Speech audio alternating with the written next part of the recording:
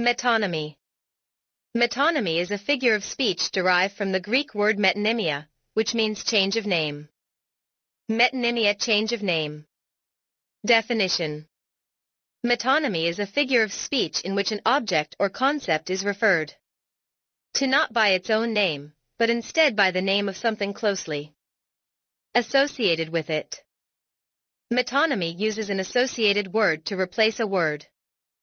Metonymy is a figure of speech that replaces one word with another, closely related, word. Definition according to Oxford Learner's Dictionary. According to the Oxford Learner's Dictionary, the term metonymy is defined as the act of referring to something by the name of something else that is closely connected with it. It involves the substitution of the name of an attribute or adjunct for that of the thing meant. The metonymic name is often an attribute or adjunct of what it denotes. In other words, it's when a word associated with something is used to refer to that thing.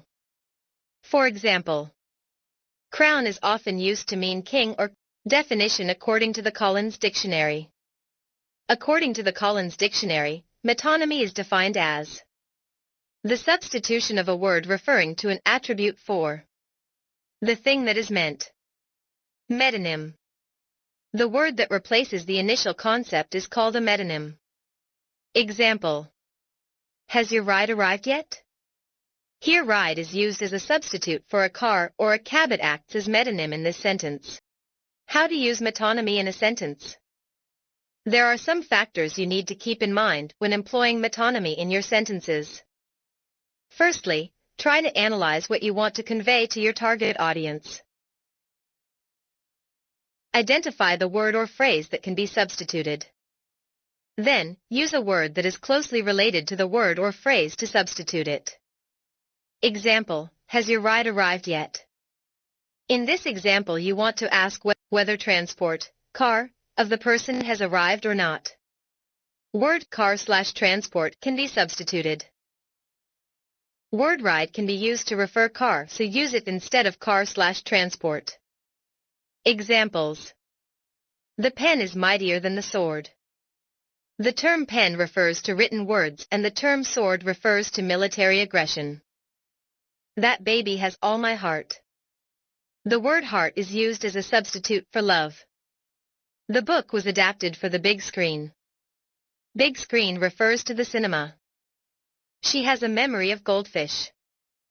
Memory of goldfish represents that she forgets things easily or don't remember things for a long time. Some daily life metonyms.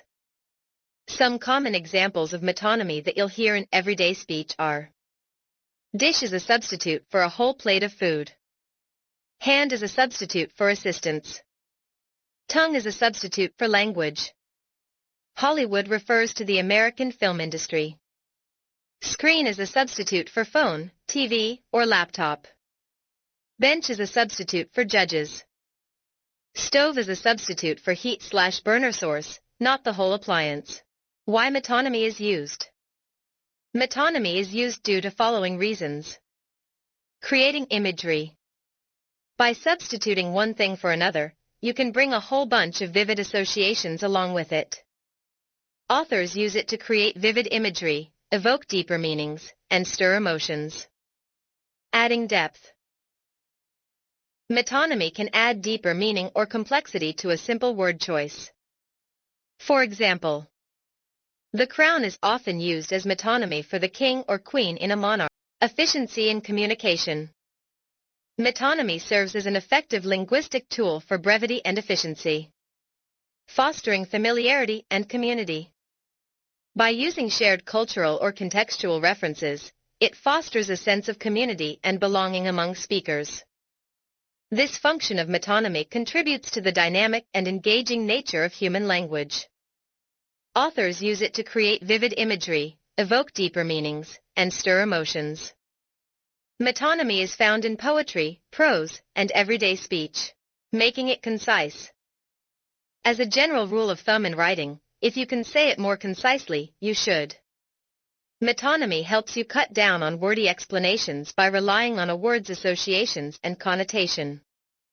Metonymy increases understanding. Metonymy enhances meaning by establishing a connection between two related concepts, thereby enriching our comprehension of the subject. It prompts listeners or readers to make cognitive leaps based on their existing knowledge to grasp the underlying message, adding depth to the communication process. Metonymy versus synecdoche. Both metonymy and synecdoche create a relationship in which one thing or idea stands in for another. But the specific relationship between the two objects is much more precise and specific in synecdoche than it is in metonymy. Synecdoche. Metonymy. Most synecdoches occur when a part of an object stands in for the whole.